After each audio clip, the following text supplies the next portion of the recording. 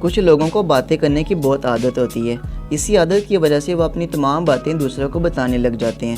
اپنی ذاتی باتیں دوسروں کو بتانے سے آپ کے ویک پوائنٹس لوگوں کو معلوم ہو سکتے ہیں اور بعد میں لوگ انہی کے ذریعے آپ کو استعمال کر سکتے ہیں۔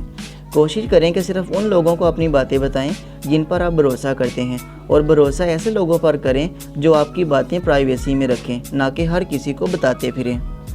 زندگی میں کامیاب اور خوش رہنا چاہتے ہیں تو کوشش کریں کہ نیچے بیان کی گئی 6 باتیں کبھی کسی کو نہ بتائیں، خصوصاً نمبر 4 اور نمبر 1۔ نمبر 6، اپنے پلان کے بارے میں کبھی کسی کو نہ بتائیں۔ اپنی زندگی میں کچھ کرنے کا جذبہ رکھتے ہیں تو اس کے بارے میں پہلے سے لوگوں کو آگاہ نہ کریں، بلکہ ہمیشہ کام مکمل یا آدھا ہو جانے کے بعد لوگوں کو اس کے بارے میں بتائیں۔ نمبر 5، لوگوں کو محدود باتیں بتائیں۔ اپنے لائف سٹائل کے بارے میں بتا کر لوگوں کو متاثر کرنے کی بجائے ان کے ساتھ محدود رابطے رکھیں۔ اپنے گھر کی ہر ایک بات دوسروں کو بتانے سے گریز کریں۔ نمبر 4، اپنی محنت دوسروں کو عیاں نہیں کریں، یعنی ہر کوئی اپنی زندگی میں برے حالات سے گزر کر اچھے حالات کی طرف آتا ہے، لہٰذا کوشش کریں کہ ماضی میں کی جانے والی محنت لوگوں کو نہیں بتائیں، اپنی کامیابی کو اپنے تک محدود رکھیں۔ نمبر 3، دوسروں پر قابلیت نہیں دکھائیں۔